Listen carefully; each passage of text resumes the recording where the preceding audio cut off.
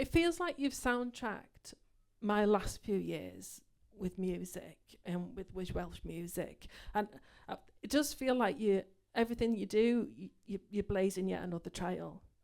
How does it feel for you to be doing that on such a regular basis? It feels really exciting. I think it feels like a really special moment, I think, for us, because we know we're kind of the first ones doing it as well in the Welsh language, and I think that's such an important thing, and we want to continue doing that as well. Yeah, I think, the fact that we sing in Welsh is, in the wider music industry is something very unique. But I think also we don't really make music that fits into one genre. So I think, the combination of both, it is, something completely different. And I think sometimes people in the industry don't really know what to do with us, because they're like, what kind of band are you? Are you singing in Welsh? And like, I don't know, what kind of music do you make? So yeah, it's very exciting, and we're always wanting to evolve and make different music and make music that is better than the last stuff that we've made. And I think it's important for us to be the representation like that we wish we had when we were starting off the band. So just doing that in itself is really important to us. Yeah. When was the moment that you realised that Adwaith were going to be so vital? Because there's a few occasions to me when I went to see you in 2019 in a venue in Manchester called Yes. I just toddled along and I just thought it was just going to be a few people there. And I walked in, there's loads of people. I thought, where all these people come from? And that was one of the moments to me when I realised that you're going to be a thing. A thing, if you know what I mean. When was the moment to you when you realised actually this is what we're doing is important, and we're making a difference as well? Because I think any creative person, no matter what you create, you want to make a difference. You want to change something, and you are actually doing that. So when did you realise, each of you, when did you realise that was the case? I think for me, this gig that you said you came along to, was it downstairs? Yeah. I think it was in that gig, actually, funny enough, because it was the first time outside of Wales that I heard people singing along to our Welsh lyrics, and I was like, oh, okay, that's amazing. So it's probably that, for me. Yeah, I was going to say that too, but I... Get your own example, get your own. I also think it's when we won the Welsh Music Prize for the first time. I think that's when we kind of realised, oh yeah, this is actually kind of a big deal now, and it was just really nice to get that kind of recognition as well. I think for me, the first time I saw a band cover one of our songs, and I thought, wow, that's like, to think, when we started, we did a couple of covers in our set. And we did a Pixies cover, and we did Redbone by Childish Gambino. And to think that those songs to us is what our songs are to other people. And I think the moment, and also they're female bands. So I think all the covers that we've seen, people put on Instagram and stories and stuff have been female, young, in school, bands. And that, I think the first time I saw that was like, that was a moment I was like, whoa, that's crazy. I'm going to put Steph on the spot. Steph, when was the moment you realised this was a phenomenon? I genuinely can't recall a moment that I remember this is going to be important for everyone else. I can only speak for the moment where I realised that this is important to me. And that was just when Griff sent me a text. Oh no, I never met you before actually, saying you have to hear this band. I think some of them were only 17. Yeah. I think Hilary was only 17 years old, and you sent me a voice recording of a song that became Pwysau. And I remember at the time thinking, I absolutely adore this. This is, even just from the voice recording, just them three in a room, I generally thought this is one of the favourite things I've heard. And And every time we make a record, there's always lots of songs. I always think some of these are my favorite songs from any band ever, not just this. So, like, I can only speak to me how important I think their music is. Yeah, it's, you can never tell whether something explodes or if it doesn't. You know, I just knew, to me, this is some of the best music I've heard. So, like, yeah, it's got a special place in my heart. Because it's very good. Well done. And what about you, Griff? Actually, it was probably by the bar there, in the middle. It was Christmas about 10 years ago. I just walked in, and they were playing their second gig. And I didn't go further. I just felt, oh my God. You know, I've been waiting for this band all my life, and I didn't know it. You know, in that moment, it just kind of changed my life. You know, I felt, wow, there's something really special here. And I felt really compelled. I had no choice but to kind of try and help them and push them, you know, to the world, you know. And yeah, when you find that band, you know, it's like when I was 16, it was like Super Furry Animals or Gorkies. But to find them in my own hometown, it was like, wow, I got emotional actually, you know? It was like, but it was that kind of, wow, this is so new, but also I could hear the Slits, I could hear the Velvet Underground, all my record collection, in front of 16-year-old school children, young teenagers, and it was just, yeah, and this hasn't stopped, that fire that was lit in me there has just got, you know, stronger really. And as you know, I can't stop talking about Adwaith, so I'm going to shut up now.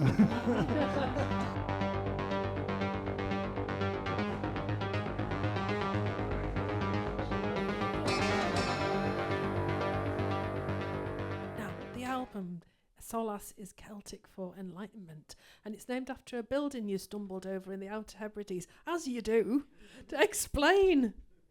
We actually, so we called the album Solas. We decided on the Solas name. And then we were sort of researching this beach that we went to called Luscantire, which we went swimming in when we were recording in the Outer Hebrides. And we found that there was a holiday cottage called Solas. Yeah, what are the odds of that happening? We nearly called the album Luscantire, didn't we? But yeah, Solas made the cut. But yeah, it was a really, really special place in Black Bay Studios where we recorded a lot of the album in Outer Hebrides. It was, yeah, very inspiring to be there.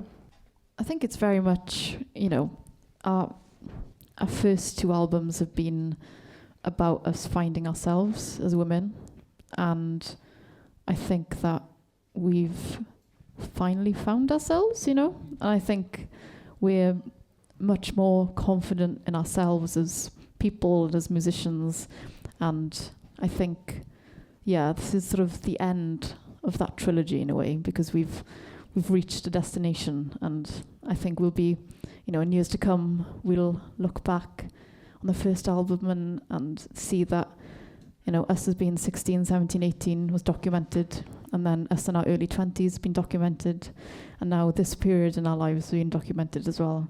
So it'll be really interesting to sort of relive these albums as a trilogy when we're a bit older. I remember the first interview, I think it was with you, Holly, and because you come from like a, I want to say a folky background, but there was mandolin involved, wasn't there? And you said in those very, very early days, you may well have been afraid to make a lot of noise, and it's very much not the case now. Yeah, for sure. I was actually speaking about this the other day, and I went to do like a Q&A in the college in Swansea. Like, what's the one piece of advice you would give is don't be afraid to make noise. Yeah, just having the confidence on stage to make noise and make mistakes and just have fun with it. And I think learning that on our journey has been a big help to us to get to the point where we are now, you know? Yeah, and I think it's a really good message for women and girls as well. Don't ever think you should be quiet. Mm-hmm. Absolutely not. For sure. I think you often get described as being post-punk, and obviously you've progressed so much since that first record, which is still a remarkable record. Both your first two albums are absolutely remarkable. It shows your trajectory and your increasing confidence. But I mean, I was looking back, actually, I think I did describe you as post-punk at one point, but it was not actually the case that you were ever post-punk, because post-punk, I think, is a very sort of a tiny definition, but it definitely didn't really describe what you've ever been. Yeah, I feel like our music is quite hard to pinpoint or put into a box. I hate when people ask me what kind of music I make. I'm like, I don't know. You know, I just make good tunes. You know, I don't know. No, it's like, yeah, we don't really.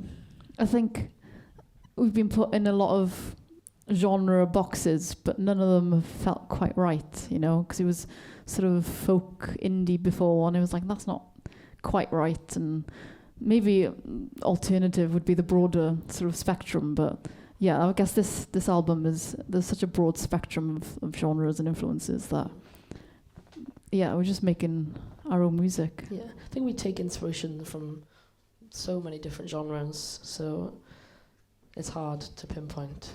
Tell me about, is it Planet, the first song? Because I love the keys on that. They sort of feel a bit dystopian. Mm-hmm. Tell me, because I think that comes up a few times on the record throughout, doesn't it? Tell me about that. So I think a lot of that was Gwen starting the demos on GarageBand. Yeah, I basically bought a Mac, and when I had a vintage clothing shop around the corner, and I would just not do work and be on GarageBand, and I'd obviously not have my bass and stuff out because that'd be a bit weird. So I was like inputting loads of stuff on GarageBand and playing. It was sort of interesting because I would play stuff, you know, when you pick up an instrument you end up falling into habits, but because I was like keying everything in on the laptop, I was coming up with different melodies and it was a different way of playing. So I'd write bass lines and melodies and guitar riffs on the laptop, and then I'd have to learn to play them. And then there was some moments I was like, why have I written it like this? Like the bass line to Planet, it's taken me quite a while to learn how to play that properly. But yeah, I think, you know, that's been integral to the sound of this new album, has been, you know, being able to not just have three of us in a room and feel limited, but we can just add, this sounds pretty cool, you know, and just sort of go balls to the wall with lots of different kinds of weird stuff. Yeah, a very different way of writing, you know. I mean, the songwriting and the lyrical content has progressed so much over these three albums. We talked to Griff the other day. Well, he was talking at me at great length about lyric writing, about how not necessarily literal initially, but it's certainly more complex. No, tell me how the lyric writing has developed. I mean, it's definitely something we've like really put thought into for this album. Like, we wanted to think about what we were going to say and how we're going to say it in the best way, you know. Touched on topics that mean a lot to us, and that obviously helps. I think, you know, as I said earlier, we've always wanted to make music that's been better than what we've done before. So that's lyrically and musically. And because it was a double album as well, we thought, well, we can't have any stragglers. We can't have any sort of weak points in the album. So whenever there was a song or a few songs that felt a bit weaker, we'd work on them until they were strong enough. But then the other ones felt weaker. So it was like a constant battle of being like, there's just upping the level constantly. And then at some point then we just went, right, we can't do any more. And then that's it. Yeah. Even though it's a double album and it's a big one, this is like half, maybe-ish, the amount of songs that we were working on. There is another 12 or 13 songs that you guys will never get to hear. Or maybe, I don't know. But yeah. But every single song was always on the chopping block. It was really tense for me, because I feel like with these songs, it's like they're your children, and you would occasionally give them to me to like look after, like foster children or something. And every couple of weeks, a couple of months, like, some of you would be like, oh, planted, it's getting the chop.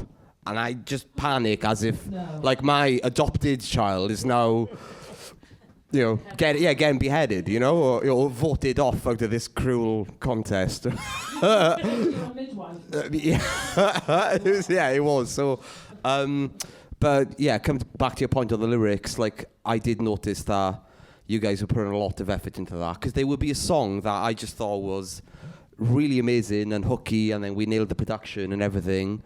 But because you guys weren't happy with the lyrics, we would, it would be on the chopping block, and I would just, you know, get all emotional, be like, I love this song, and you guys be like, it's not right, it's not speaking to what we want, and to link to the next song and everything. So then, there were some songs which I just thought that were just so incredible. It was just like, well, can you just find something else to sing about? But you reworked a lot of things until you were happy. And yeah, there was nothing throwaway. Like, I think you said what you needed to say. And I think that's the reason it ended up being a double album, isn't it? Like, you felt it, you had a lot to say. Yeah, I think we really tried to push ourselves with the lyrics as well. Maybe in the first two albums we've been a bit kind of more relaxed in that sense. But I think it was a really important development in the album. As Griff mentioned, this album is about you coming home because you travelled, and, you know, as teenage girls, and you've travelled, made some anxiety and finding yourself, and you've come back, literally come home, haven't you? So tell me about that theme on the record. Yeah, I think, you know, we've all moved away from home, and we've all lived different lives, you know, very, very different lives to here in Carmarthen. And I think now we sort of have felt a bit, I don't know what the word, disillusioned by the city. And we've all wanted to come home, and we've all wanted a nice, quiet country life, you know. The city's not for us.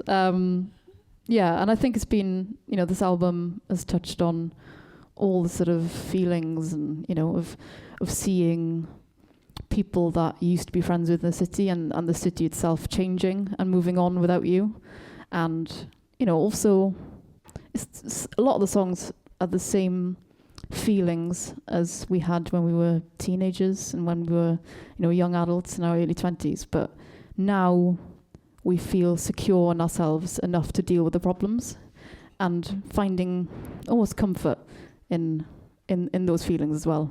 A lot of the themes on this album is about coming home and feeling secure and happy and finding your people and your tribe in your hometown and where you're from. And I think a lot of this, from my perspective anyway, is doing things that make your inner child happy. You know what I mean? Touching on themes like that, where it's doing things that maybe once that you tried to hide from people because you didn't think it was cool, but now you're doing it with your full chest, and it, like, do you know what I mean? Just doing things that would make your inner child happy. That's what Your relationship with this venue. It's a deep emotional relationship, isn't it? Yeah, definitely. I think I played here for the first time when I was 14, doing acoustic covers, supporting my guitar teacher's band. I actually found a picture of me here the other day. I look so small and my guitar's so big. And then, obviously, a couple of years after that, then we started doing gigs, Adwaith gigs here. And I think I was playing acoustic guitar, and I didn't have, like, an electric acoustic guitar, so I sellotaped a pickup to my acoustic guitar. It's just mad to think how far we've come since then, you know, like, going from that to selling out, even like this listening party, selling out, and like selling out headline gigs here. And it's really nice when we do headline gigs here now. I see people that I don't recognize every time. Like, it's not just friends and family. It's really nice to see our audience grow in our hometown. It's just really wholesome, and I love this venue so much. Long live Kuru. Yeah, it's really important. I mean, this is where I met you both as well. Yeah, and those very toilets over there. We need like a blue plaque. Yeah. Yeah, it's just a really magical space here. like every time we play, it's such an amazing experience, and every gig we've played here has been pretty amazing. And I don't think there's a venue like this, really. Not for us, anyway. No. Like, we seriously would not exist if this place wasn't here. If you know, if the Parrot wasn't here when we were 15, 16, coming into gigs, probably underage drinking. But even just coming here and going to Welsh-language gigs and going to Cymdeithas gigs, and, you know, Carmarthen used to put gigs on here, Welsh-language gigs, and, you know, it's my old school, so, you know, we'd always come to gigs here. And I remember me and Holly coming here. I don't even know. Like, we'd come and go to the record shop like every day. I don't know why. I was like, it's the same records, you know, just being here though in this space just felt right to us. And yeah, if we didn't come to those gigs here, we wouldn't have wanted to start making music, and we wouldn't have had a place to do our first gigs. We probably never would have done those first gigs, you know. And I guess if there wasn't a scene here, probably wouldn't have started. Exactly. There's so many factors that would have meant that we didn't exist. Yep. But we do, so it's good.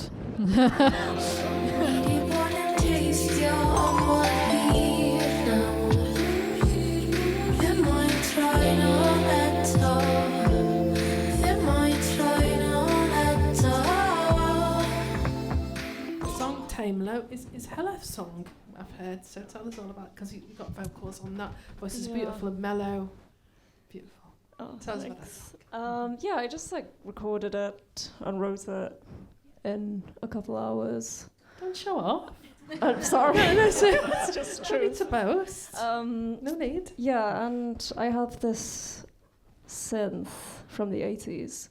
It doesn't really work so much anymore, but I just recorded some synth bits into my phone, and I think we ended up using I this. did use that, yeah, because I remember trying. I was thinking we were going to re-record it. Yeah. But it sounded pretty good, actually, into the phone. Yeah, it was weirdly. perfect as it is. I just absolutely loved the vibe of it. I remember trying to recreate it, and then I was just tearing my hair out, and then I just thought I'll just use that from the demo. And I kind of like the idea of it's quite this expansive album, and we recorded it in 3 different countries, and it was this big thing. And I did like the idea of like some of the lead synths being recorded into a phone.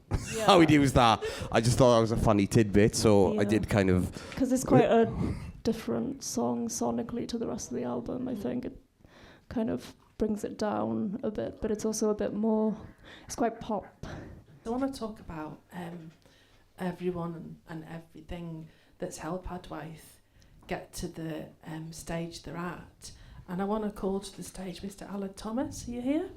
Bring your pint up. Come on. Bring your pint. Come on. Come on. Sit on the edge, sit on Griff's lap. You're slim-hipped. Alan Thomas runs a PR company called Beast PR. And he was the first person to send me anything by Adwaith, 2017 or something like that. And I think people like you are responsible for more than everyone realises. Obviously, great people like Adam Walton, every Saturday night on Radio Wales, he's playing new Welsh music, like, was it 3 hours of it, you know, and passionately puts it together. But there's lots of other people like yourself that contribute so much, and no one really knows who you are, so now they do. Go on. Backroom staff, as I like to say. It's a very beautiful, organic thing, I think, that's happened with Adwaith. And, you know, it's been an absolute pleasure to be involved, you know, with the band and with Libertino as well, with Griff. Oh, emotion. But don't you start crying as well, no? Yeah, shaky voice. But yeah, you know, it's been an absolute pleasure, and what these guys have done, you know what I mean? You know, it's been, you know, monumental, you know, for Carmarthen, for Wales, for Welsh music, Welsh-language music. How were those very early days of trying to get coverage and airplay for Adwaith? Well, you know, with every grassroots band, you know what I mean? It's yeah, it's a slog, but you know, it gets there in the end. It's a machine that keeps moving and keeps producing, and you know, every album and every song that Adwaith have produced and done, and you know, with yourself, it's a step up. It's always a step up. It's organic. It's climbing up a hypothetical ladder, and there's only going to be so many floors, you know, left to do. I think it was very kind of calculated from the beginning with Adwaith. It was not treating them as a new band, if that makes sense. It was very much as if they were on a big label, not from a label from somebody's kitchen in Carmarthen, you know. And it was that kind of having that ambition from the beginning. Also being really grateful for everything we got. So be it from Radio Cymru plays to hospital radio, they don't have to play you. And I think it's having, the girls always been really humble and thankful for everything they got. I think that in itself kind of builds because people want to support them. But I think Aled and myself, for the first album, we can very much, there was a set campaign for 2 years. We knew where we wanted to get the band. And yeah, my head's on album 4, to be honest. And you know, I think the girls are probably, oh, give us a break. But it's always thinking. You know, what's been lovely about tonight is actually listening to the album, because my headspace is always about what's next, you know. So, yeah.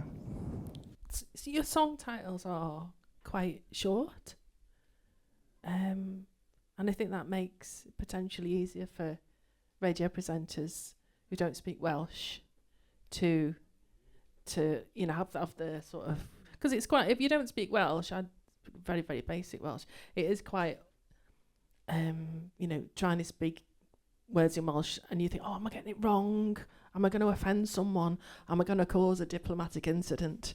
So I think the fact that your song titles are short, relatively short most of the time, makes it a lot easier for people like me who aren't, you know, fluent Welsh speakers by any stretch. Yeah, I think we wanted to make, you know, our goal is to make Welsh language music accessible, and we don't want it to be scary, and we don't want people to look at it and go, oh, it's not for me, you know, I'm too scared of that. So I think, you know, we've been told like, oh, well, why don't you just speak Welsh, just Welsh in your gigs, you know? And that means that a lot of our audience who don't speak Welsh don't understand the meanings of the songs or don't understand what we're saying and might feel excluded, you know? So we want to make it super, super accessible, and by having simple, short Welsh names for the songs, it does that, and hopefully it opens up, you know, the album to people who, you know, want to listen to it, and not for them not to feel intimidated by it. When we were trying to decide an album name, I remember sending like the titles that we had in mind to my English friends and getting them to send voice notes back, like, how would you say this? But that's why Solas is good, because I feel like it's short and sweet and anyone can say it. The notion of using language as an instrument I find really interesting. Yeah. Yeah, I think we've definitely done that with this album, and I think, you know, maybe partly that's because, you know, we listen to a lot of world music and a lot of music that's not in English or in Welsh and in languages that we don't understand, that we sort of only listen to the melodies and we listen to the sounds of the words and how that can make you feel, and just not even knowing the words can evoke emotion. And I think that's what we wanted to do with this album. And you know, you don't need to know what we're saying or what we're singing about to feel the emotion from the songs. So that was really important for us. Spotify is one of the things that we hear a lot about it being bad for musicians because it pays about 1p for every million plays, which is, you know, for the music industry model is broken. But I think with Spotify, it's helped you a lot on a different way, hasn't it? First of all, one of your early singles, mega millions of plays, but also you constructed quite diverse playlists on Spotify, didn't you? when you were coming up with ideas and creating this record. So it's a double-edged sword for you, isn't it, as musicians? I think, who's ringing you now? Steph, there's always one, isn't there? There's always Ma'am, one. go on, answer Go it. on. Hello, ma'am. Hello, Kasia.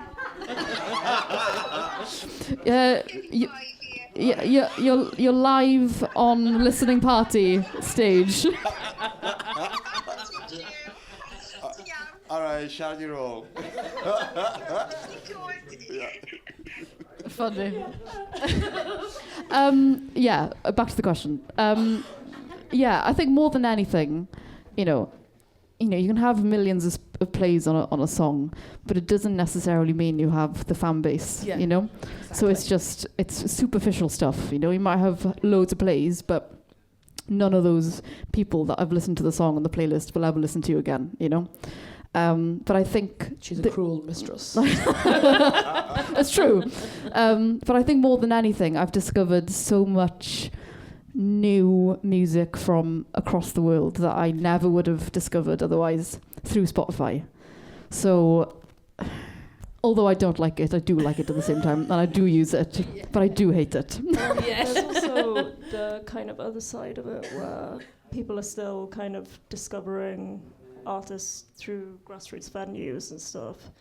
And I think we have such a big audience coming to see us live that maybe necessarily don't listen to us on Spotify. They specifically kind of buy our physical albums, which is also really interesting. There's two sides to it, I think. I feel like as a user, I love Spotify, but as a musician, I hate it. It's so true. Like the Discover Weekly, I love that. You know me so well. And I'm like, yeah, this is great. But as a musician, it's awful. Griff, as a music industry mogul, how does Spotify ring your bell? I absolutely hate it.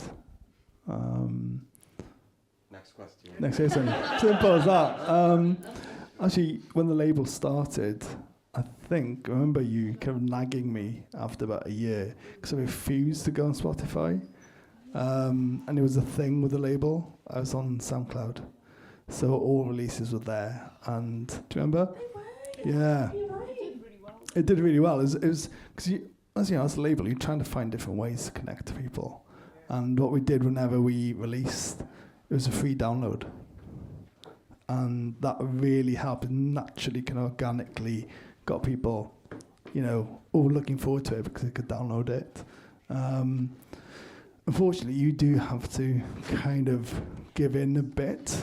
But I think what Helen said is bang on. I think Adwaith's audience aren't actually on Spotify, really, because the numbers of people who come to see them touring aren't reflected in the streaming.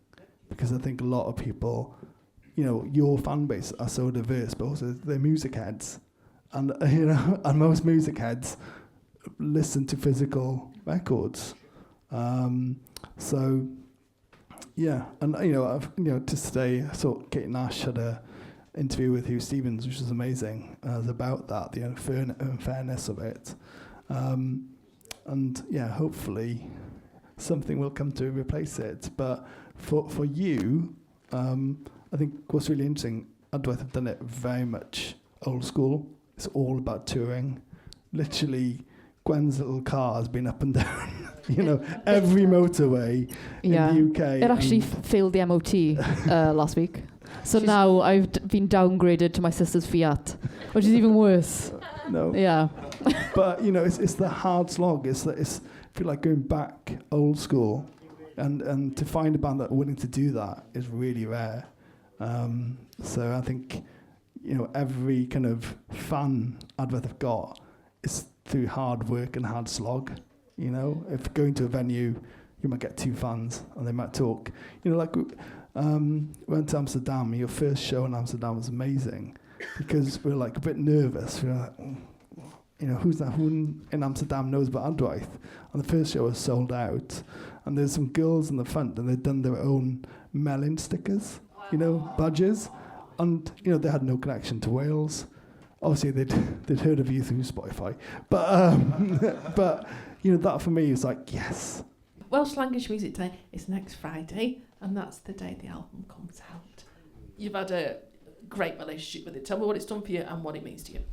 I think it's so important, and I think I've thought about it more this year than I have any other year, and I think it's important because there is a attitude towards Welsh language music, a general attitude towards Welsh language music and the Welsh language in general, that is it's a dead language, or that it's a silly language, it's made up, people don't speak it, you know, we'd be more successful singing in English is what we get told all the time. And I think, although it does sound corporate, there is a PR campaign behind Dydd Music Cymru, and that means that it's a way of them sending Welsh language music and Welsh language artists to industry people, to non-industry people around the world that would have not necessarily know that Welsh existed or that Welsh language music existed. And I think it's slowly starting to turn the attitude, you know? And, you know, you think like people wouldn't question Rosalia, or, you know, people listen to Gangnam Style or Despacito, or, you know, loads of K-pop bands and Måneskin and Italian opera, you know, and people don't go, oh, well, I don't understand it, I'm not going to listen to it. People enjoy it. So it should be the same attitude towards Welsh language music. Yeah. So, yeah, I think that's why it's important, because it does spread the word and it normalises it as well, you know?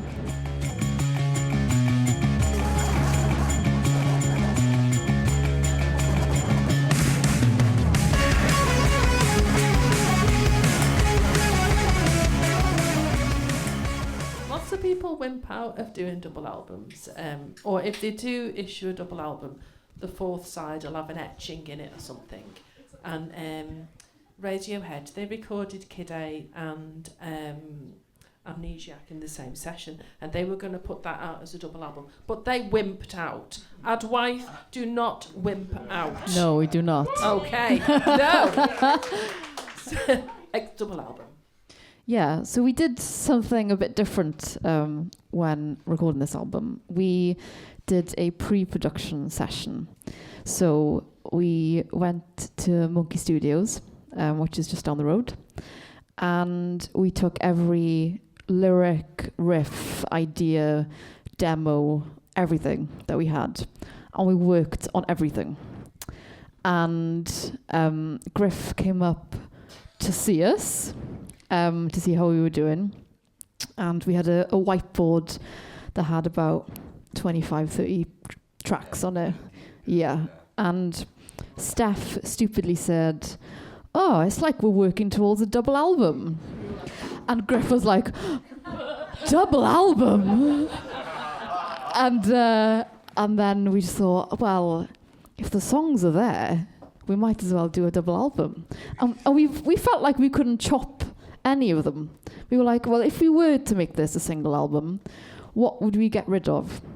And we couldn't get rid of any of them. Well, sort of, like, you did get rid of about 10, 12 songs. Yeah. You know, But it was, we yeah. did So work on them towards the later process of the. yeah, but even like halfway production. through, it was a bit like some nerves came in, being like, this can't be a double album. No one's gonna listen to a double album.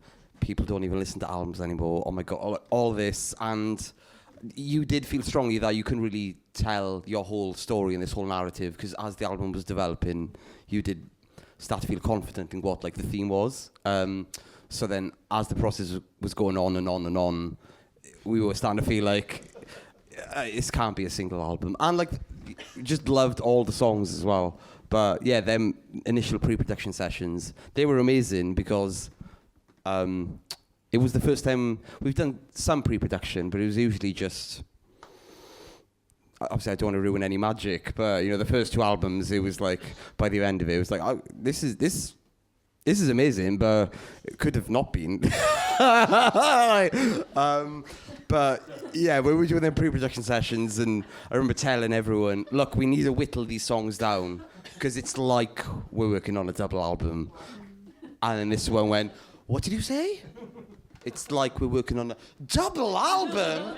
Eyes as big as the moon, all the ideas in the world, and then so it was making albums can be difficult, even at the best of times. And even though, hand on heart, this is one of the best things I've done in my career, or maybe in my life, like I've had just absolute amazing time doing this and working with these girls. It's like there really is no limit. There are no rules to anything. Like, I've worked with a lot of artists where there are rules, and I've respected that. Like, some great art is made from some bands with some kind of fascist mentality of being like, this is where it is, we can't do this, and I do respect that. But with this, every album we've done, but definitely this one, like, there is no limit, and even though there's so many influences and you can tell different genres and everything, I don't feel like it sounds confused. I think these girls' identity is always there. When some bands try to be all like, oh, we'll do one pop song, or we'll do a heavy song, or we'll do a ska song, and then it's like, what are you doing? I mean, there's a definite sense of cohesion there. Yeah, totally. So it's been, absolutely, like, working on this album has been absolute pleasure. Some of the best times of my life. Finishing the album was maybe getting it over the finish line. That last 10% was another story, and it'd be best to end this on a high note, not a stressful one. For us, it just felt like the right time, and also we wanted to make something that was really ambitious, and it just made sense for it to be a double album. And yeah, once that idea was in our heads, we kind of couldn't let go of it, really. No.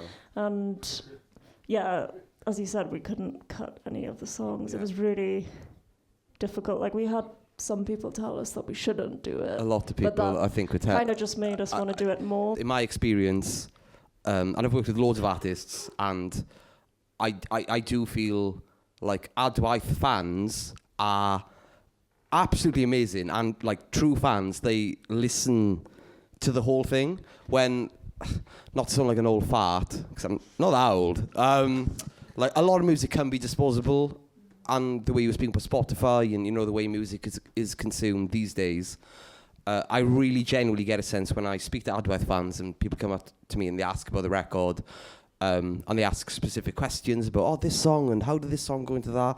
I really get a sense of like, oh wow, you've really listened to the whole thing multiple times with the first two records. And I think a lot of people respect that about these guys, that they make a body of work. Is there any chance of an outtakes album, given you've dubbed all these songs? Well, we literally just whispered about that about 5 minutes ago. I think there's a couple of songs that we could maybe do a deluxe album, a deluxe version of it, and bring out some of the old songs. Yeah. Sure about Griff's got plans. I'm sure Griff's got ideas in his head. There's some really, really interesting songs, that didn't make the cut. And yeah, if Taylor Swift can do it, Adwaith definitely can. So, We'll just release like 15 different versions of the same album. What are each of your favourite aspects of the creative process? I think the early days I can't remember if it was in COVID or just post-COVID when we met up together in the barn. That was really nice, just like collecting all the ideas and working on them, even though it was really cold and everything.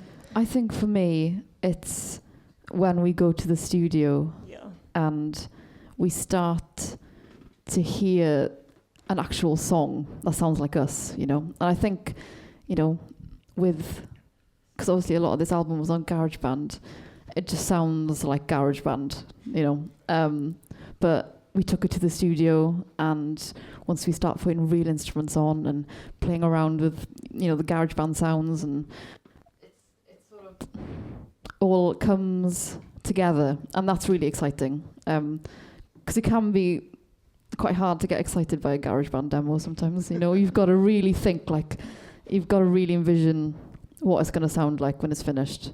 So when it does start to come together, that's really exciting.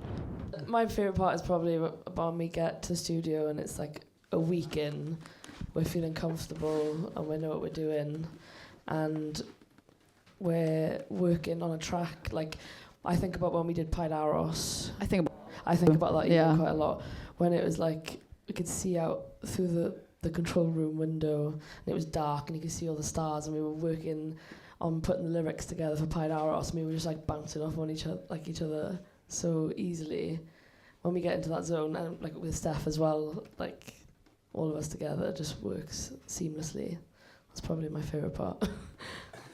My favourite part had nothing to do with the creative process. In Out the Hebrides, and they really wanted to go there, and the sights are amazing, and blah, blah, blah. But obviously I'm locked in the studio for like 12 hours a day. And I think the last bit one day, we had these deadlines and everything. The girls forced me to take like half a day off. They tried to force me to take like a full day off. And they forced me, and their idea of a day off was going to the beach in December in the Outer Hebrides, and then telling me I have to jump in the sea. Actually, you're asking me my favourite part. Yeah, that wasn't my favourite part. That was horrible. Solas is out next Friday, the 7th, on Libertino Records. Can we be upstanding and applause these amazing women, please?